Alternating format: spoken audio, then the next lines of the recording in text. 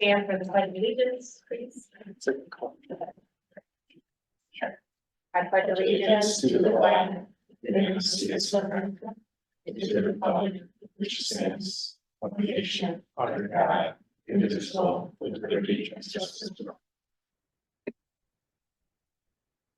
All right, little bit different agenda for us this evening. Obviously, the bulk of our conversation tonight will be interviews from our two firms this evening. Do note that public comment is going to follow those interviews, so that is a little bit of a change for us. But for our guests this evening, you'll see 5 o'clock there. But just to let you guys know, basically the format is 20-minute presentation, 30-minute Q&A, and we'll give you a 5-minute warning on timing, just to kind of keep everybody on schedule. So, and you will see questions coming from each one of the building committee members. So each one of us has a question assigned. So that was stay consistent for both interviews tonight. And then we have some follow-up work to do after public comment is complete. So with that, we will go ahead and start with our first presentation, which this evening is Arcadis.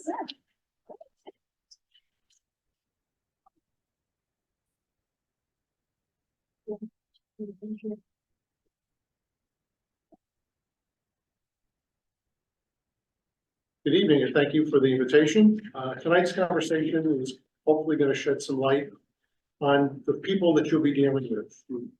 You've seen the firm's qualifications, you've seen our resumes, but who are these people?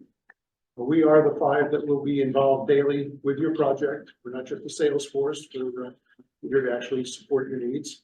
My name is Jack Butchus. I'm an architect. I've got 40 years of experience, 25 of which has been exclusively K-12. We went Arcadis over 14 years, and I'll be serving as the principal in charge, overseeing the entire team, and I'll also play the role of subject matter expert for our dealings with the State Office of Grants Administration. Hello, good evening. My name is Kelly Nelly. I have been with Arcadis for going on 8 years now, in the industry for almost 15 years in construction. I will be the senior project manager for the project, managing the boots on the ground team. And I look forward to it. Todd Beebe, I'll be planning and managing the move. I've been doing this for about 40 years. And 10 years with Arcadis. And I'll speak a little bit more about some of my background when we get into the details of move management. Good evening, I'm Emily C. Fuentes. I am the proposed financial controls manager for your projects, and I've been in the industry for 21 years, with Arcadis for 13 years. Look forward to working with you. Good evening, my name is Chris Mitchell. I will be the senior construction manager for both projects, high school as well as main office. I have 34 years in construction experience. I'm certified construction manager and certification from the Army Corps of Engineers, construction quality control management. Thank you, team. A little bit about Arcadis, and I'll go off script for just a moment in the interest of full disclosure, and just bear with me for a moment. Whether it's a question that might be in your mind or that might be brought up by our competitors, Arcadis has been in a joint venture with O&G Industries since 2010, providing program management to the city of Hartford. Some would look at that as a conflict, but as Mark can attest, we've done a number of projects where we have served the owner's needs in that period of time and have proven that we can remain impartial, that we can be the owner's advocate, which is what our job is. We work for you. And even though we do have this relationship in Hartford, both companies have been very diligent in keeping up the wall between organizations. Before, even though I'm common to the Hartford team, Emily is also on the Hartford team. We've been able to successfully, again, now for over 13 years, be able to run our projects in an impartial fashion. And you'll hear from Kelly later in the presentation, the number of projects of significant value that we've executed as owners rep, where O&G has been involved and kept both sides of the issue clean. Arcadis, as you know from our qualifications, is a very large firm. But having sat on your side of the table, so what? What's important to you is the team here in Connecticut, especially the 5 in front of you tonight. We are over 25 years in the state of Connecticut providing this type of service. Even though Arcadis is a large design firm nationally and internationally, we own the 3rd largest architectural firm in the country. In Connecticut, we play in one arena, and that's providing program management services for schools. We don't act as designers of schools. We don't do construction management for schools, regardless of what we may do in other markets. We keep our focus direct and tied directly to your best interests. In that 25+ years of providing owners rep services in Connecticut, we've executed over $2 billion worth of state grant funded projects, in addition to other private schools and other K-12 and higher ed projects. So we understand the intricacies of working with our good friends at the state. They employ what I like to call the gold rule. They who have the gold make the rule. And that rule has changed often, and in some dramatic ways, especially in the last 6 to 12 months. Doing the volume of work that we do in Connecticut, we're in constant contact with them. We've got strong relationships with their staff. In fact, even though the new communications protocol is go through Checkpoint Charlie, several of us have direct cell phone numbers, and likewise for them to reach us in order to speed up the process. So we've been able to build that level of trust.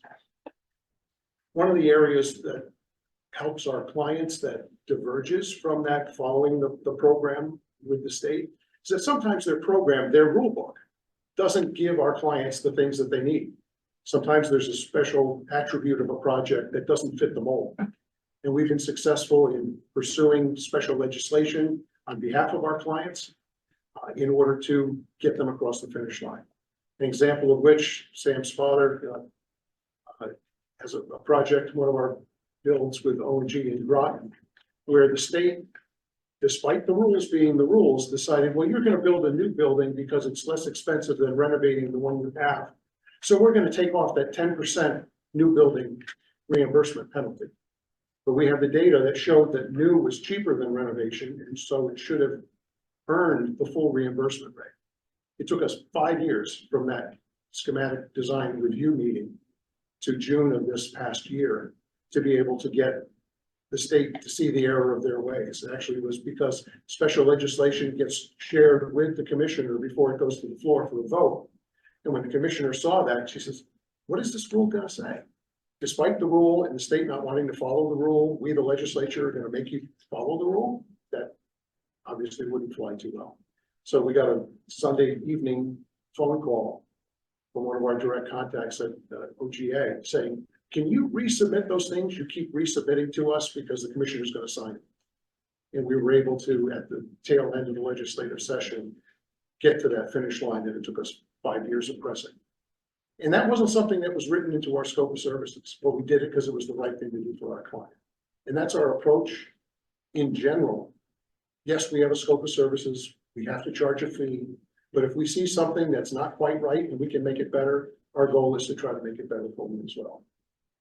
Part of making it better is that with over a dozen recent successful audits of state funded projects, as Emily can attest, we have not had any of those projects require a repayment from the town to the state, which was something that was quite epidemic for a while.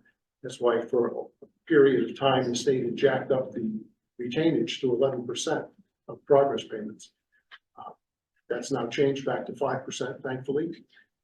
But part of that, the reason that they jacked it up in the first place was that people were over-requesting funds. Their new process prevents that. That's why they were able to go down to 5. But even when they didn't have the stricter process that's currently in motion, we were able to get through those audits without our towns having to make any repayments. So I think that's a cut above the rest. No? So as Jeff mentioned, we're a very large company, but our Connecticut team that solely focuses on K-12 projects is a really close-knit team. The team in front of you has worked on many projects together in the K-12 market and grant-funded projects. We've done, numerous occupied renovations, new builds, and new builds on occupied sites as well. That brings you lots of lessons learned for your project as well. We have a number of project listed on the right that we have experience with ONG. Windermere in Ellington, that is just breaking ground a couple weeks ago. The construction has started. I've been involved with pre-construction with the ONG team on that project. Latimer Lane, which is fully underway in construction. Candlewood Lake, Chris is closing that project out right now with the ONG team. Groton Schools program, so that project was at 2 elementary schools, middle school, started a week after COVID started. We got through a lot of hurdles in that one. So we had a great project team. Everyone in front of you today was on that program, leading that client to a very successful outcome, as Jack mentioned. And then 3 listed below as well. And I could probably go on, but sure there's probably a few more we didn't list here. So I'd like to give the team in front of me a chance to go over their individual project approach. They're all subject matter experts. They solely work on, you know, the field finances and move management, and they're here to serve you guys. So I give it over to Emily for finance. Thanks, Kelly. So usually when I come into a project, it's from day one. And it's a fresh set of eyes, and I just, you know, set up the meeting, so let the team know that while the sign and everything's going on, I will start setting up your budget and looking into your numbers. We're way past that, and your project for your RFP has caught my interest, because I would like to know, where are you? Look at this with your eyes from day one, but obviously years ago. I will set up meetings usually, you know, with finance team. I want to know where your money is. How have you spent it? Do you have every invoice to support that penny? Because if you don't, the state is not going to give you money back at all. They will consider it ineligible and say, good luck, try special legislation. Where do your state change orders lay? Have you been reimbursed anything from the state to date? Are you missing anything? Is there anything outstanding? Should we make a phone call? I was telling my team earlier, I just want to tell you guys, stand up here and let you all know, give me your invoices and just lock me up in a room and I'll start from day one while they do everything else and we catch up. I want to know what your state change orders are. We've worked consistently with the ONG team. They're for all of our projects, like Kelly just named, Windermere, Latimer Lane, Colchester, and recently Cheshire, that we're going to be working together. We already have that process. So we know, and it's going to be working with them to say what has been submitted. Has anything been reviewed? Because your ineligibles also need to be put up to date. If they're not up to date, then you're missing something and you're asking for funds that at one point you're going to have to pay back because you weren't up to date. And if the state is not reviewing, then we have to meet with your reviewer and push on that reviewer to make those changes be reviewed. Because your ineligibles need to be updated. And we do that quite often. I'm quite often pushing emails to ONG, to the architects, to making sure that all the documents are signed and everything is supported by something.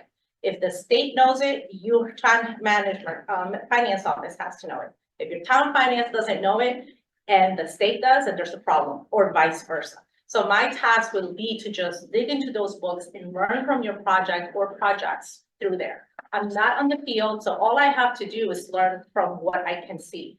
Work with your finance department and see where your cash flow is. Are you receiving enough funds? Are you putting up all those funds? Also work and say, based on your reimbursement rate, currently of 28%, you know that there's a retainage 5%, and then there's an 85% that the state says, okay, once you've reached this 85% of your total construction costs, you can't file another request until you're done. That's what is driving them to say, finish this project. And it is my task to work with you and plan it out, work with your bond counsel. We work continuously every fiscal year, whether it's Hartford, whether it's Groton, whether it's Brookfield, all of our clients, to say, this is where you're at, this is where you're going to be in a year. Let's figure it out. Everything changes, but our job is to make sure that it's quite up there, to log in through you if that's what you would decide and say, Emily, we're trusting you to do this. And that's my task, to get that trust with your finance team, with the state, to just make sure that you're there. And at the same time, look at your files. Have you accomplished everything that the state requires? The state put out a memorandum in September of 2023 saying these are the new audit rules. This is the new audit person, and this is what you have to do. So we have already been through successful audits for the city of Hartford. We closed out 5 projects audited in 2 weeks. That was the biggest task we could do for the city of Hartford. It was being there at 7 in the morning and leaving at 5 in the afternoon to make sure that auditors had everything going.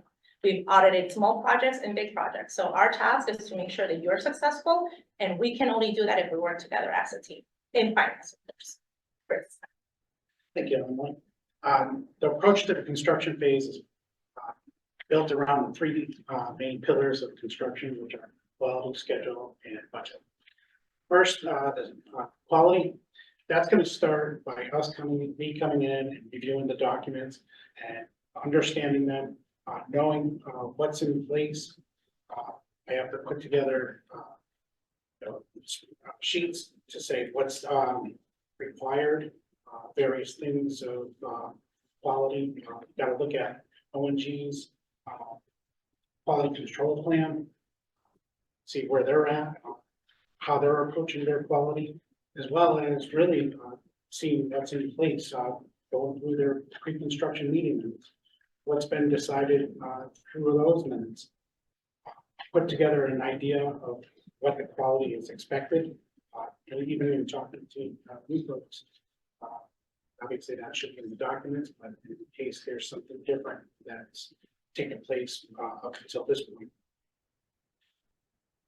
Gonna be on site, really taking a look at what's in place at this point.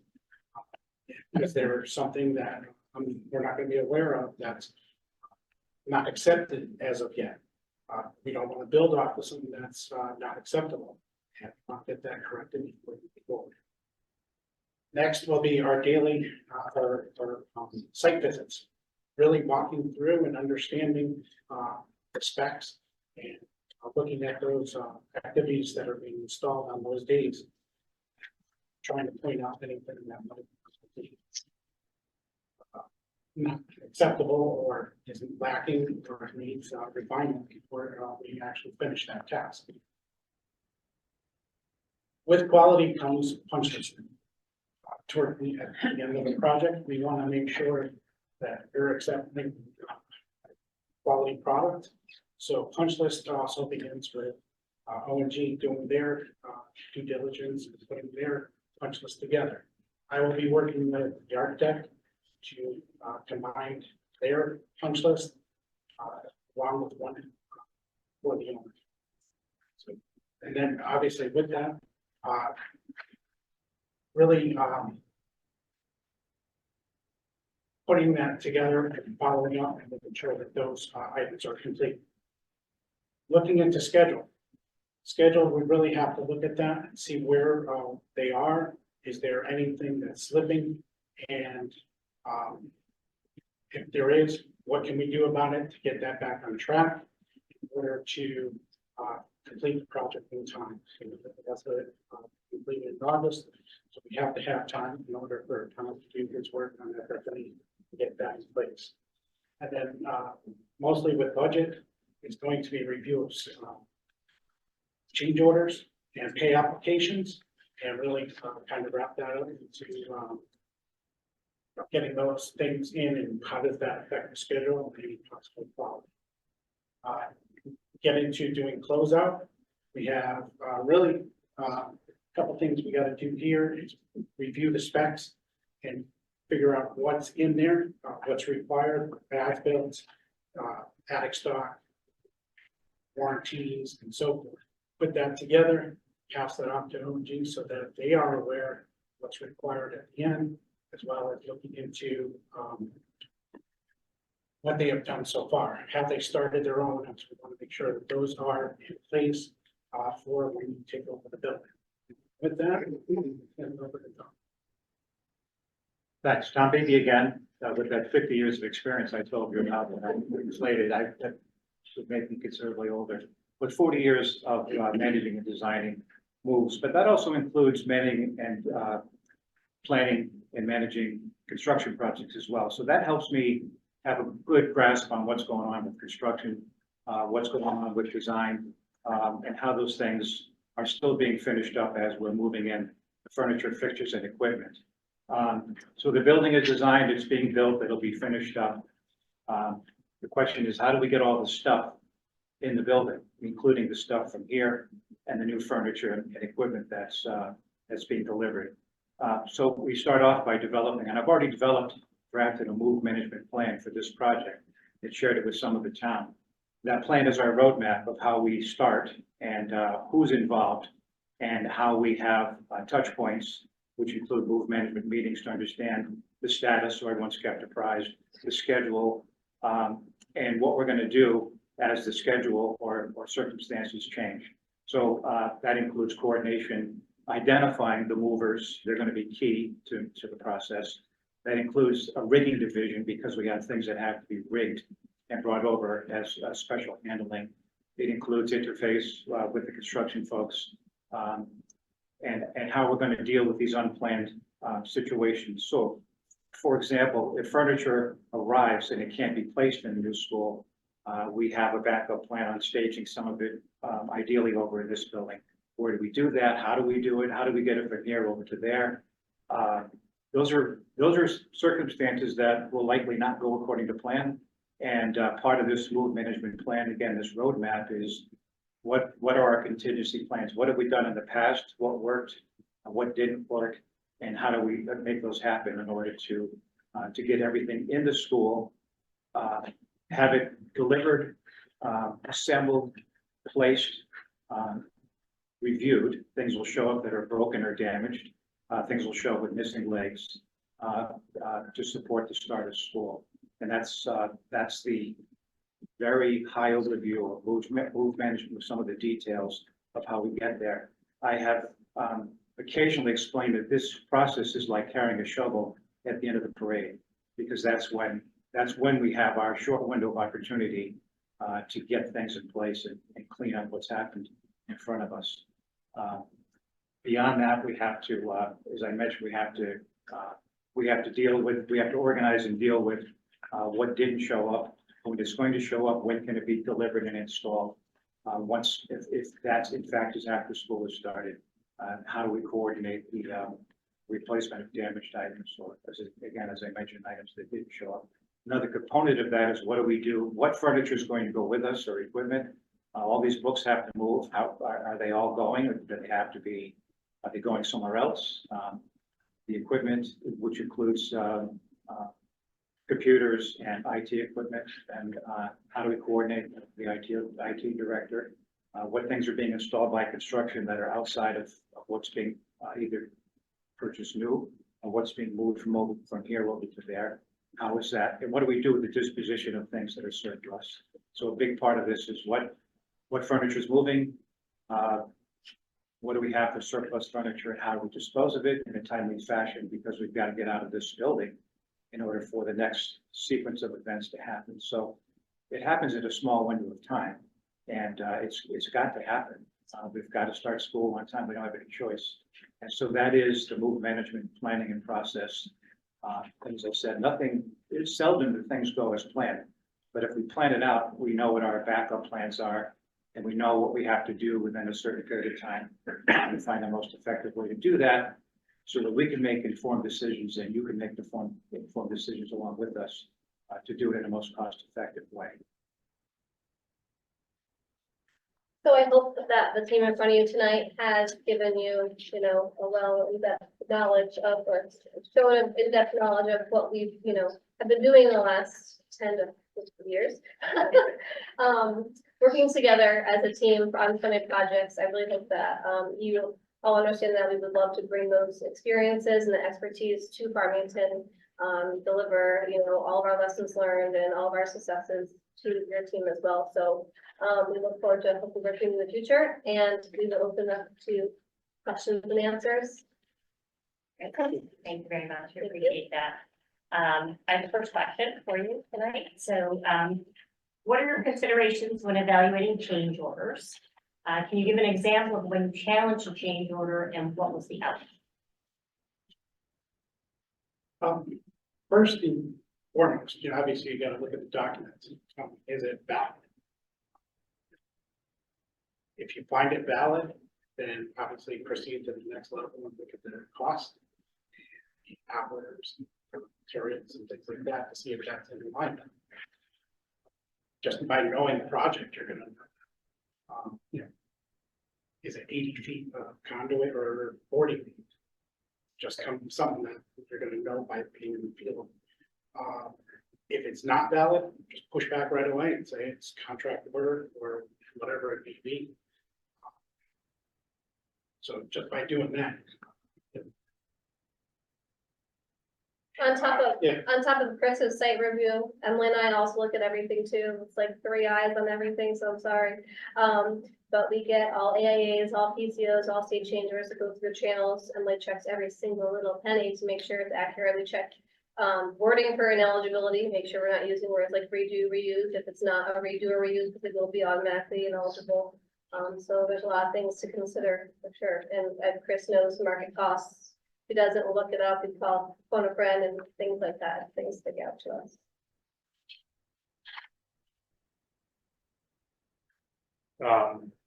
I have the next one, so please elaborate on your process to close out and punch list. In your experience, what makes for a smooth closeout and punch list completion? Well, starting at the beginning, I would say, so we are gonna come in and spend some time looking at your documents and looking at the requirements, of course, just as Chris had mentioned. I know, well, she probably already knows what the requirements are, so we're gonna just confirm. When it comes to, you know, turning over things, we wanna make sure that Sam's crew has everything they need well before they're moving in. Knows where his attic stock is, where his as-bills are, where his O&Ms are. So his team can, when we're over here, the other side of the lot, his team can go in and find, you know, who to call for a warranty item, or still be here, so we can help you out doing this. Have a, you know, whatever we can do to have a flawless turnover. We're always a phone call away. I still answer phone calls from years, projects down the road that if they have questions to call us, but we want to make sure that there's a space that anyone can go to find their closeout documents and have it turned over in a timely fashion. I have the next question. So after the construction of the new high school, the next phase is the renovation of the central office in the field house. So with the renovation, what do you see are the biggest challenges and what can be done to mitigate these challenges? I think in any renovation project, you have some inherent risks that you're gonna have hidden conditions. We've got a project we were just speaking of today that was built again through COVID this time in Hartford. It was a 1920s building that the architects had a fairly good handle on until we didn't. And there were some renovations over the years that had covered some original construction. And what appeared to be the original condition was just an existing condition with some surprises behind it. Items such as hidden hazardous materials, structural elements that were intended to be reused that were not structurally stable. At various times in our construction history, we built with things that we no longer use. So sometimes you open up a wall, you said, does this have a fire rating? How can I use this? This wasn't what I expected. So probably the key is investigation by the CM before work is bid. And if it's already been bid, then what's the next step? Next step is adequate contingencies. And to make sure that as we start peeling the onion, so to speak, and finding those layers of hidden conditions, that we can support what we find. So again, as Emily talked about, you know, researching where you are financially, one of those areas that we're going to concentrate on is contingency to make sure that you're prepared for the experiences a renovation can bring forward. Okay, the next question is probably directed to Tom. As you walked in, you could probably see our building is right there in front of you. We have an aggressive schedule. We're coming in a little bit late, and assuming Arcadis is selected, I mean, you probably have a sense of what our aggressive timeline is. I mean, do you see any obstacles to meeting those timelines? And is there anything we can do as a building committee and a community here at the school to help you help us? Yeah, it's very challenging. We have 8 months until the beginning of school, and we have a lot to accomplish, so the clock will never stop ticking. What would be critical, it is critical for us to meet these challenges, are for decisions to be made by the governing body in a very time-efficient, very timely manner. So we may need to know if we have access to certain portions of this school to be used as staging area, and we would do the analysis to present the options and recommendation as an example, and look for a timely decision. So if we can't deliver furniture to the new building. We have to deliver it over here in order to accept it. And generally, that's gonna be the case. The vendor's not gonna decide they're gonna keep it in their warehouse for their cost. That's seldom happens. We do have other opportunities to do something else, but, so that's an example of where we're looking for timely decisions by the governing body of the town, in order to facilitate those types of unforeseen circumstances. We've got to get a mover on board right away. So we have to define the scope of work for the mover, as well as this rigging division, which is a separate entity generally within the same mover. We also know who the good movers are and the good movers aren't. So we already have that, those lessons learned. We know what happens if the right mover is not selected, so we would certainly provide recommendations to do that. And looking for a timely decision again on that recommendation once the movers have submitted their proposal. We've defined the scope of work for the mover. We've defined inclusions and exclusions for the mover's contract, so that you don't find yourself not knowing that this wasn't or wasn't included. I think that's very critical. So that there are fewer, if any, surprises at the end when we encounter something to say, well, we just assumed that was included, but it wasn't addressed. And that's when you find out that it wasn't included. So it's more, it's better to know what is and isn't included. So it's a definite challenge. It has to be done. So we've already thought through, as I said, some of the contingency plans and how we can address those, but we don't have any choice but to get the new furniture, the existing furniture into the school, deal with the disposition of surplus furniture. We've gone through 4 or 5 different techniques to do that. Some I recommend and some I don't. So I can provide you with that, those recommendations, and tell you the disadvantages and the advantages, the costs. And that's also, that's very timely because we need to get out of this building, like I said, in order to facilitate the renovation or demolition. But very challenging, and the time to start is as soon as you make your decision. That day. I'll take a different angle and say that time starts before today. In that if you have not yet selected all of your furniture and equipment, or if there are still lingering questions like, yeah, I want that chair, but I don't know what color we're going to use yet. These are deal killers. The manufacturers will put you to the back of the line if there are any open questions. So if you haven't had your plan review, expedite it. If you have and you haven't ordered everything, expedite it. If you've got orders with lingering questions from the vendor, that need to be answered, please answer them. Because what we found is that, in a post-COVID world, that corny phrase, the reality is things are not as reliable or as available as they have been in the past. Lead times have increased, and we found with a number of manufacturers, anything that is not 100%, like Emily was talking about getting ready for an audit, anything that a vendor does not have 100% confidence in, he will push aside, push back on you, and you will lose your place in line. And we can't afford that type of delay. So you may be in great shape on that, and if so, congratulations. Ordinarily, in a normal environment, a normal economy, we would say we'd be placing orders for FF&E no later than the 1st of February. I'm hoping that you're already ordered. Well, that brings up another very important point. The vendors that are supplying the furniture and the equipment will not tell us the stuff's not going to arrive until it's not going to arrive. They're not going to give us that notice.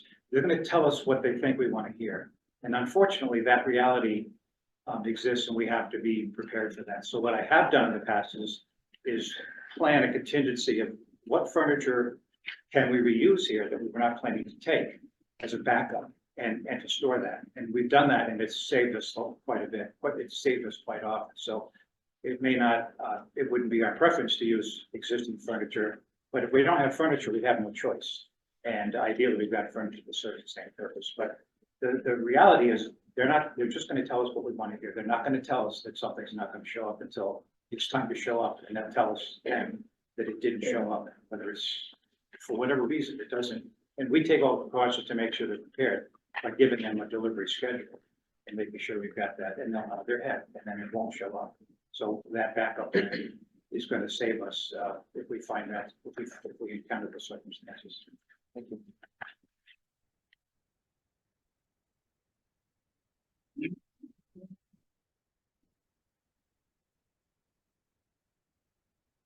the question I have is, what is your process for preparing a reimbursement request? For the state of Connecticut, what would be the ideal frequency? So I'll take that option. The state of Connecticut, the OAG has recently developed a brand new process as of August, and now it's, would like to take some credit for it because we used to do it before. I would organize the invoices by each of the lines, put them in a PDF, list each page and do each sum. And now it's basically the exact same thing. It's just an Excel sheet with their logo, show ineligibles and eligibles. So I feel sorry for every other town that has to do it, but to me, it was the fastest, easiest way to tell the state, boom, boom, boom, pay me, we're done. And it has worked for our clients. So what I do in my typical project, I'll take Windermere, for example. I just recently filed one for the town. I grabbed the most recent, we filed through July was our first payment. As we looked at it, and in my discussions with the state all along, it has always been, Emily, if you're gonna have me spend 45 minutes on a payment request of 400,000 or less, then that's a waste of everybody's time. $1 million and more, you catch everybody's eyes and you're moved up to the front of the line.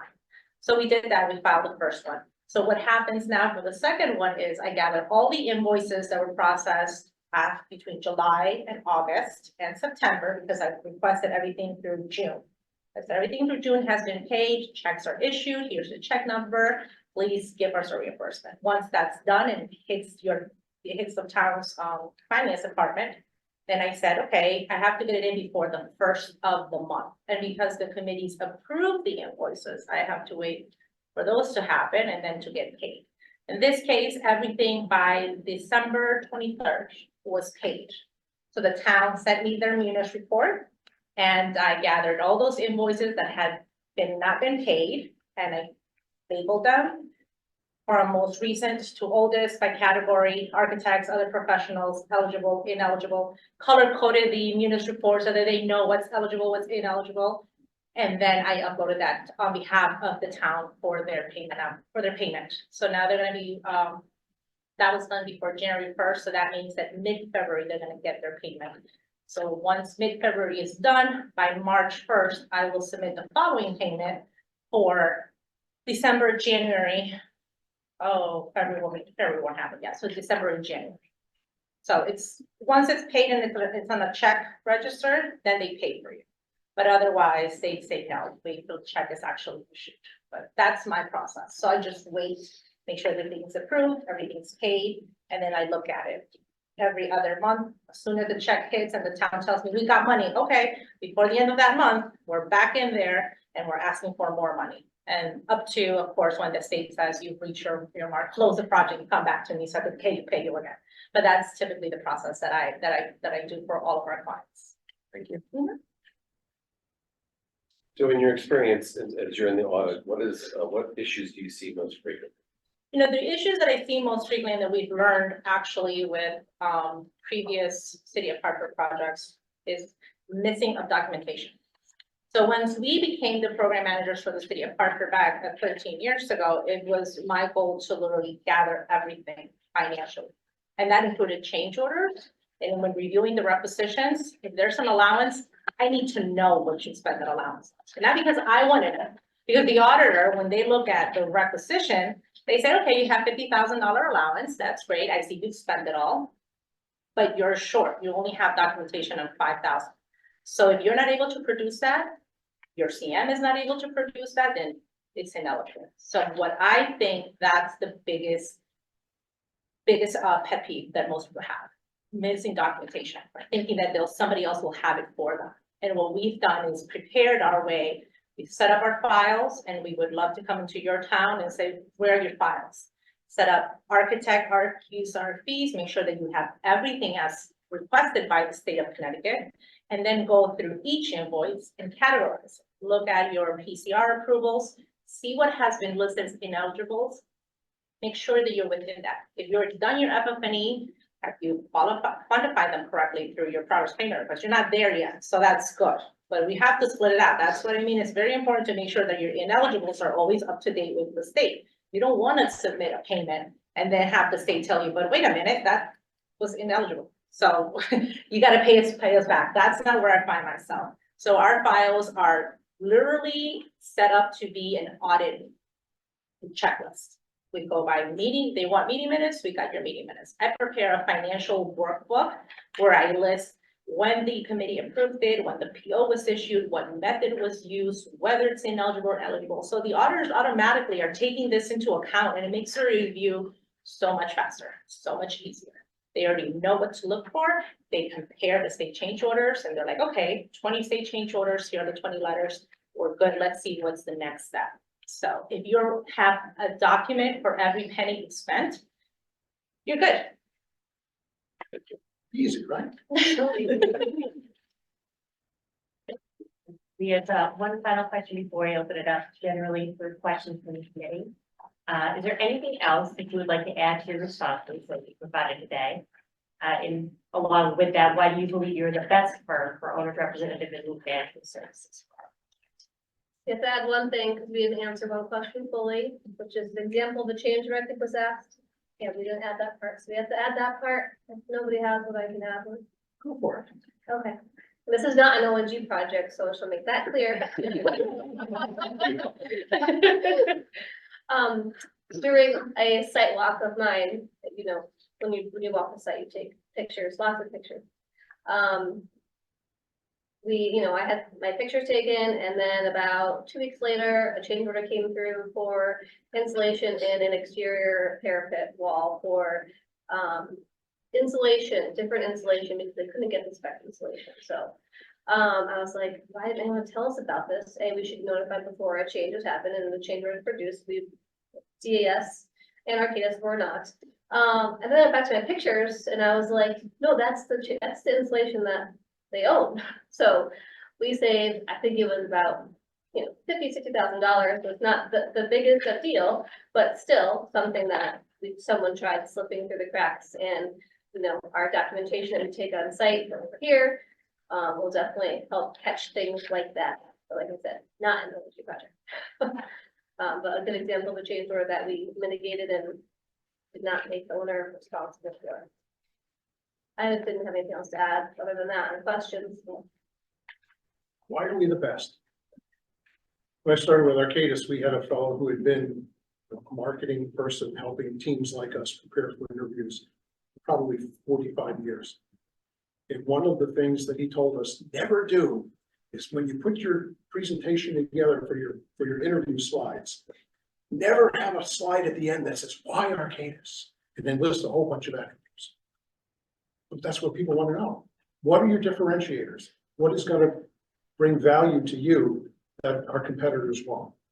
Now, I think from the experience that we've been able to share tonight, the breadth of our schools experience, our focus on schools, our relationship with the state, our success with audits. Tom's too modest, because one of the projects that he did in his pre-Arcadis days was 1 million square feet of corporate move on a weekend. 2,500 people. It's the largest single corporate move in the history of the United States. 2,500 people over one weekend into 1 million square feet on 62 acres in Middletown, Connecticut. I don't have a trophy or anything, but.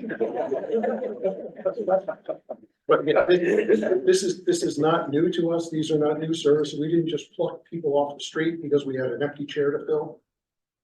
These are all people. Kelly's a new kid in town with only 7 years with the company. But generally speaking, we've worked together as on various teams in all of those years that Kelly's been with us. Some of us, Emily and I, have worked together for 12 years.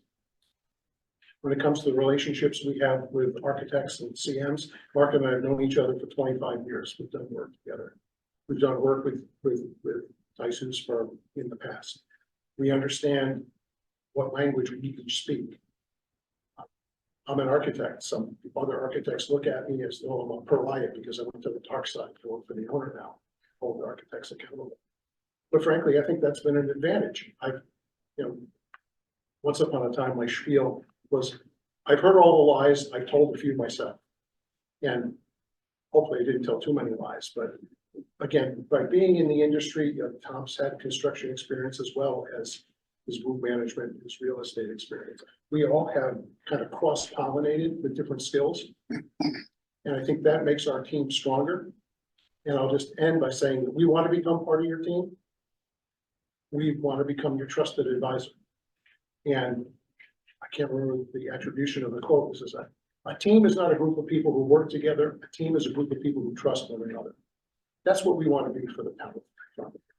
And we hope you'll consider our experience and the strengths that each of these good people have shared tonight. And we'd be honored to have the chance to work with you. Thank you. Any additional details, follow-up questions? Jack, you can just go back to the O and G piece you disclosed at the beginning and just talk about that just for another minute or so, just so Sure. I understand it. Yeah, the relationship and how it works. We have a joint venture. Presently, 3 members, Arcadis, O and G, and a minority-owned firm serving the needs for program management services in Hartford. We cover the whole gambit from selection of consultants, pre-design, pre-construction, construction, closeout, move management. We provide the full boat of services to the city. When the city was looking to put those services on the street in 2009, we were about to compete against each other and then realized they do program work, we've done program and project work. Why not team up together? And we've been working continuously for the city since then. By having staff that other than Emily and I, because some of the demands Hartford has doesn't frankly occupy us full time. So we are on other Connecticut projects as well, and invariably, as probably the biggest CM doing schools in the state of Connecticut, we've crossed paths with OG a number of times. But by setting things up and with the professionals that they are and the professionals that we hope that we've proven to be, we can stay in our own lanes. And when we're working on a team together, which is different O&G staff than who you're working with, and we're working across the table as we would be in Farmington, we understand the roles and responsibilities. And we respect our clients enough to know that there is no gray in the middle, that we've got to maintain our integrity in the role that we serve. And whether I like to have lunch with him one day again, or he thumbs his nose at me after the end of the project, I've got to put that behind me and say, I'm working for you today. And I have to make that come first. Thank you.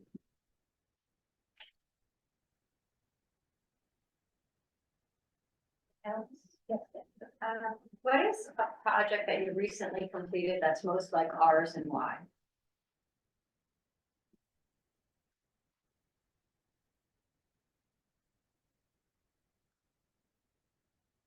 Project in Brookfield is probably the most pertinent example, where we built behind the existing school while the existing school was occupied. Transitioned over, entered into demo and abatement, got through the site work. There we found soil that nobody should have ever built on underneath the school that was there for 50 years. And have run into some very interesting site conditions there. But even in running into those problems, and God bless Chris, he didn't have any gray hair before July 22. We were able to occupy the building on time. Was it 100%? No, because there were challenges, procurement challenges, some contractor performance challenges. Architects, design issues. Architect was good. The owner is a very difficult owner. I hope you're not going to be the parallel to that. But in spite of that, they opened. Every space was not 100% usable by them, but we've transitioned in throughout the fall to be able to get there. They didn't miss a beat. There were no missed school days. No, come back in 2 weeks, go virtual because we're not ready for you. Furniture and equipment is, I think the last delivery may have come in. Yes. But again, things that are outside of, the architect's control, the CM's control, the owner's control, and what are those contingencies? And we've been able to, as Tom put very well, you've got to have those backup plans and backups to your backups. And hopefully enough contingency dollars to be able to to cover things like, where did the soil come from? I can't even put a parking lot on. But with your construction schedule that we've seen, I mean, you guys are in much better shape. With casework and ceiling tiles going in already in your classroom wings, I mean, you guys are way ahead of them. I don't foresee the same issues that they had, which is good. And it sounds like your wings A, B, and C will be ready for furniture when Tom is ready for furniture, so it all sounds much more promising. But again, occupied site, maintaining safety and security, minimizing any impact to ongoing educational operations, transitioning into a new building, even though things didn't go exactly per plan, and then follow through. Because nobody walked away, come September X, when school was finally, was open for the year. The team is still engaged, we're still ferreting out the last details, bringing everything across the finish line. For me, just to expand on move management, the most recent project that has a lot of similarities. I finished last week. This was New London High School, and that's a magnet school. It was a combination of new construction and renovation of existing space. It was about 75,000 square feet of new construction, which is the first phase. So for me, it was almost a 3-year project. They engaged me 2 months before school opened, which made it very challenging. But the summary of all of that was 13 different moves when they really didn't know how many moves would be involved over a period of almost 3 years, which required having to understand the scope of that. Every example I cited here to you happened at New London High School. Furniture didn't show up. We had to reuse existing furniture. They didn't know how to deal with the disposition of surplus furniture. We tried a couple of different things that we had. They tried a couple of things that didn't work that we recommended they not try. So we saw what worked and what didn't work. They had a very small.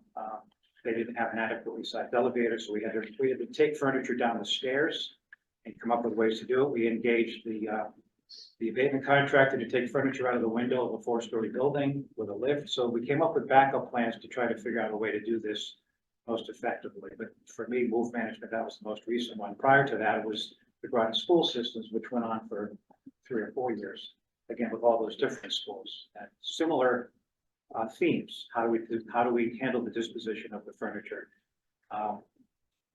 most cost effectively, and what are the situations that happened that worked and didn't work? What did we do? What did we do to still deal with the deadline that never moved?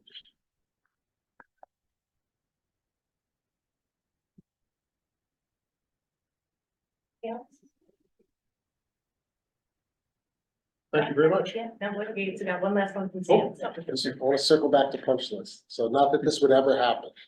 So you mentioned creating a punch list and following it, but suppose you have a punch list and it drags on a bit and you're occupying the spaces.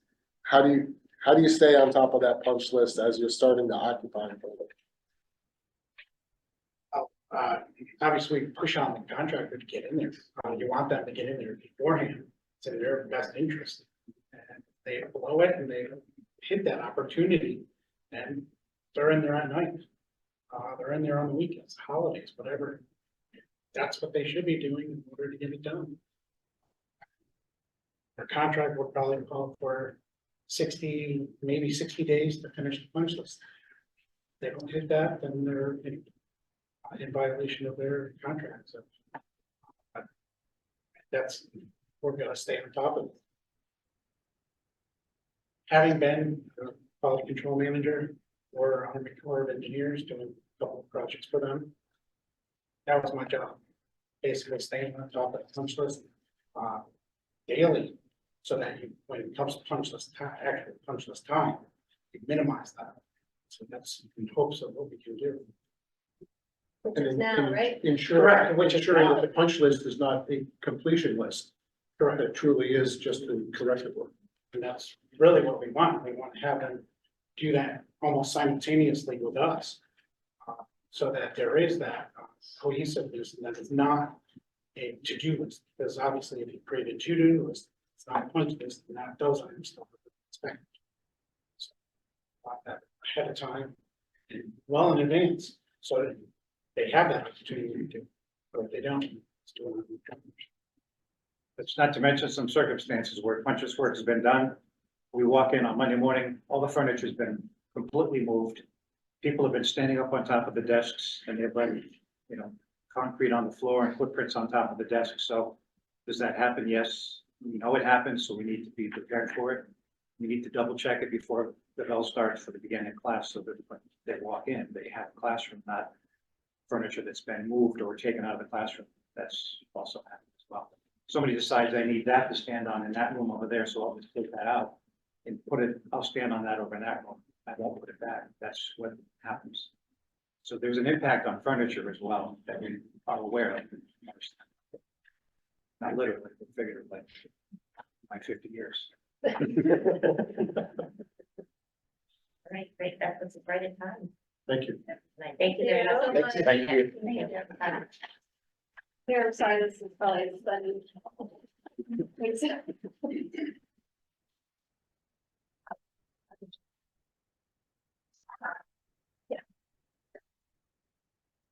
Yeah, we'll just give it about 5 minutes. We'll give, I'll have them, maybe give Devin's and I'll set up.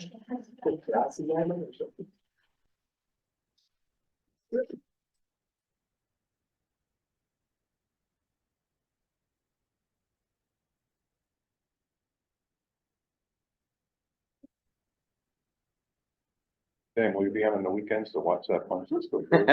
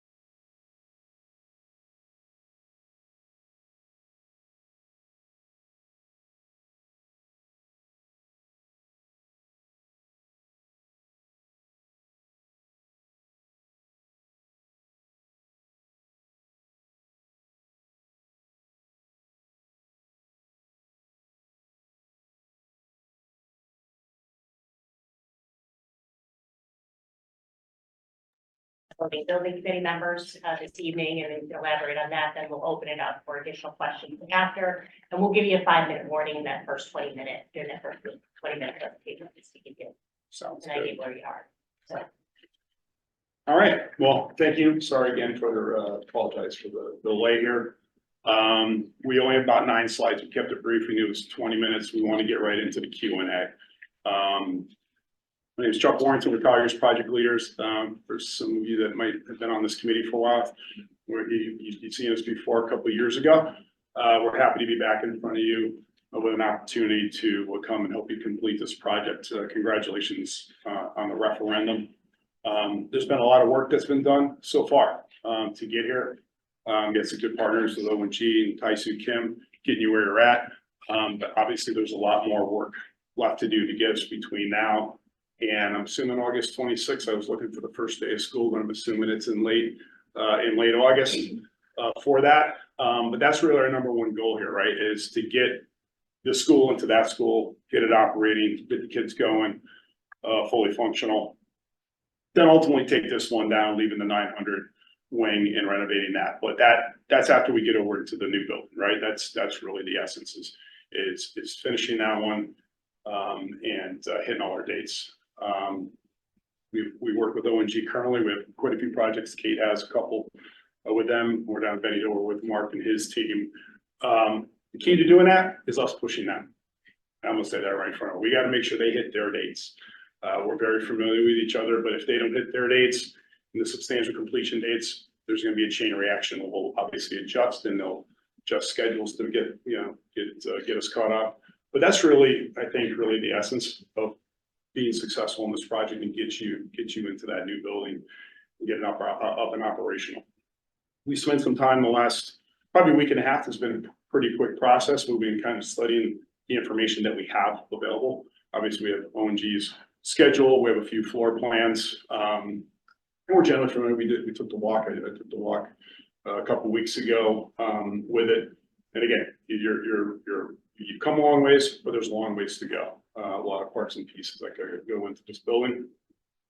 We're going to highlight a few concerns. Some of them probably already been answered. Again, you have strong team here collectively already, but we don't know anything. We're coming in. We're kids. We're new to the game. So we're going to ask all the questions. We're going to go to OAC meetings. We're going to challenge ONG. We're going to look at their schedule and say, what's going on with this element? What's going on with switchgear? What's going on with the electrical? All the components that have to be completed to get you in. That's what we do all the time. We're well versed in it.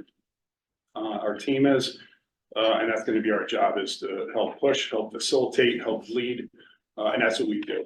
As an owner's rep, if you're not leading the process or leading with the owner, you're not necessary. It's lead, follow, get out of the way. There's only one option for us as an owner's rep, and that's to help lead with you, facilitate solutions. So with that, again, I'm the director. I'll be overseeing the entire process for the team. I like to consider myself an expert along with others in the OGA process. I've been doing it for quite a long time. Familiar with all the changes going on. There's probably more coming up that we're not aware of. I'm going to turn it over and let all my team introduce each other. I'm going to start with El Namir. Hi, good evening, everyone. My name is Aya Imnim. I just started working at 4 years as a project coordinator. This is actually my second day at work. So being here tonight is super exciting for me. So I graduated from UConn last month, and I started working towards my bachelor's, which is in civil engineering and construction management in Cairo University, Egypt, before I transferred to UConn. And for this project, I will be mostly assisting Doug in the site management. All right, Doug Goulet, I'll be the kind of boots on the ground, so we'll be monitoring the schedule. Just kind of keep making sure that OG is hitting their dates, the critical dates, permanent power, completion, getting punch list done, all that stuff. So I'll be monitoring the day-to-day schedule, or I'd say several times a week, checking the schedule and just kind of pushing to make sure that we get furniture in when we need to, get the Board of Ed moved over, get administration in the building, all what it needs to be there. Otherwise, you're going to have a mess. There's no way you're going to occupy and have a functional school in the fall. We don't get all the dates. And I mean, it's, we're in January and it sounds like it's a lot of time, but gonna go quickly and those critical dates are gonna come up fast and so. I will be working closely when it comes to furniture. I'll be working on coordinating the furniture with the vendors. I'll get into more of that later on. Working as a team out here in the field. So, yeah. My name is Kate Turner. I'm a senior project manager with Colliers. I've been with the firm about 5 years exclusively in K-12. As Chuck mentioned, I'm working with Mark and his team down in New London at Benny Dover. I also worked with O&G and George Gibbons to complete the Miss Porter 60 Main Street project, so familiar with Farmington as well. And Doug and I recently completed the South Windsor Pleasant Valley Elementary School, which is the last school in their master plan, very large elementary school. So we're fresh off of loop management and FF&E installation for that project and hoping to bring some of those pieces of expertise to this project. Yeah, so Kate's gonna be your day-to-day. I'm gonna be overseeing, but Kate's your key point person. She's gonna be representing us to the building committee. She's responsible for the rest of the team. She's superb at what she does. She's a people person. She connects, she communicates. That's why I put her on this job.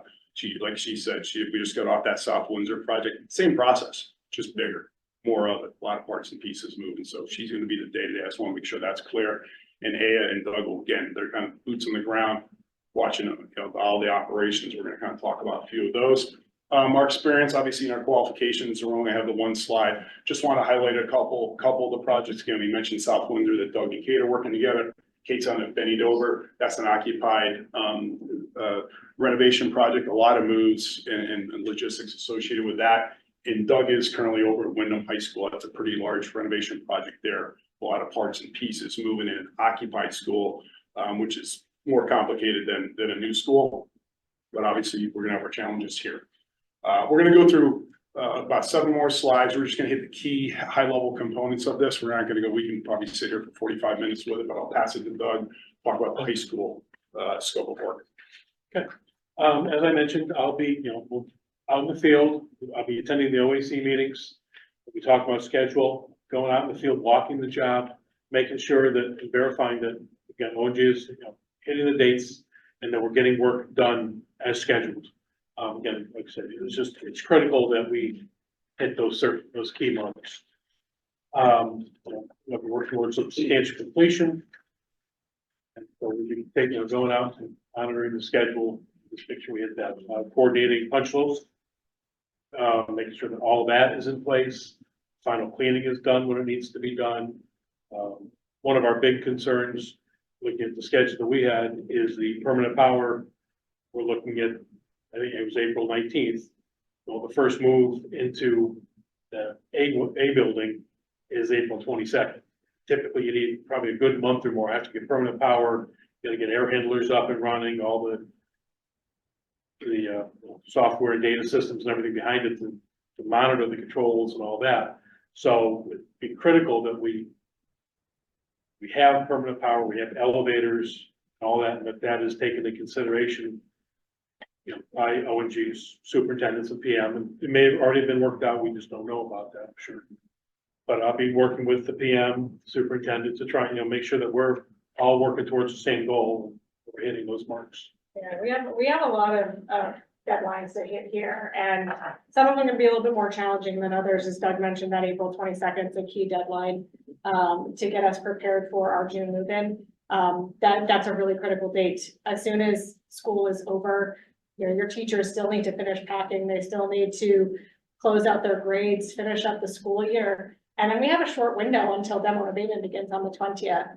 So that June 4th date is really critical to make sure that we have a building that's ready to receive contents, that's ready to move into. We also understand that we have areas D and E that aren't even going to be turned over at that time. So planning ahead of time, being proactive and understanding, we have an entire building's worth of content that's going into a limited section of the building. So how are we planning for that? Getting ahead of that. And again, as Doug and A are on the ground, working with O&G and identifying any concerns or challenges with our schedule, we can proactively plan for any blips that may come. So that if we're coming up on June 4th and we're having some challenges, we can work with O&G's team on how to still ensure that we're editing the contents of that building, you know, working in different areas of the building, working around them, because we understand also that substantial completion dates don't mean that the work is done. It doesn't mean that ONG's team is done, punch list is not done, commissioning is not done. These are things that are still going on. So also being a good partner and sharing those spaces with the contractors, because we're going to be moving and installing furniture at the same time that all of this is going on, so that we're giving the teachers as much time as humanly possible to get into this building. Right. So we all know how stressful moving is. If I never have to move again in my life, I'll be happy. So our job really is to manage that stress for them. And if we go into the move slide, Chuck, that process starts now. Yeah, the one thing we want to just kind of note here, and I'm assuming it's probably been talked about already, is we want to highlight, we saw the admin office right down here is in area 8. We're hoping that's being pulled out. One thing I learned this back at Orchard Hill in South Windsor back in 2017, is we got that office up and running too late. It was like probably August 1st. The admins were stressed, the principal was stressed out. As soon as they're done here, finishing grades and closing out, you know, securing your files, we transfer over. We need to put them right into their office so they can get ready for the new year. They're not going to have a break this summer. They might have a couple days for building this size.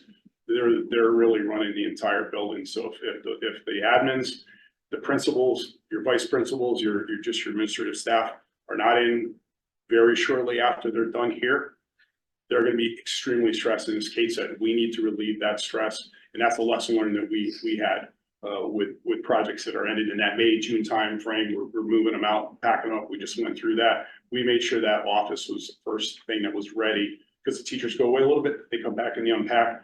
They're going to want to come and unpack probably latest August 1st, if not earlier. They're going to want to get in and get settled. So we just wanted to highlight that. I'm sure it's probably been talked about, but that's important. Right, and with those challenges, and as those challenges pop up, right, it's our job to come up with those solutions. So if we don't have an admin space that's ready, how are we supporting the admin team, right? Collectively with your group, with ONG's group, how are we problem solving for that? So that's really what our role is here. And looking at the FF&E move management, we do have a complex move and installation period ahead of us. We do have a short window of time between our last substantial completion date and our furniture moves. And again, we have to be good partners with ONG, with those contractors, because we are going to be sharing those spaces. And there's going to be a lot of moving parts between some of the furniture that's being reused from the old building, all of the new furniture that's being reused, and then making sure all the teacher contents are accounted for as well. So it's a complex process, but we have a plan to stay organized, because that's the name of the game here. This process starts now. It's not something we start when the first phase is turned over. It's not something we start the first day of school. It's something we start now. When we're meeting with the faculty, we're meeting with the administrative teams to come up with our plans on when we start packing, getting contents or moving materials delivered early. So as lesson plans conclude, they're able to start packing. Right, so getting that process started, getting a very organized plan in place. Again, that's that stress reliever, when they know what to expect and they have the time to do it, and they're not rushing at the end of the school year to try and get every box packed. We like to manage that well ahead of time. Yeah, one of the things we've done in past projects for teachers is we recommend having a 2-week plan on a thumb drive. And they take that box home over the summer, because we're going to move contents. One thing in the past we've done is say have a 2-week kind of survival pack, so that when the first day of school, they know all my first couple of weeks lessons are here. It's on a thumb drive. Whatever materials they may need, take that home with them. That way it's in your car, it's secure, it's at home. You bring it back with you. That way, because there's going to be some hiccups. It's going to be a learning curve when they come back in. We'd love to think it's going to be perfectly smooth. They're not. That's just reality.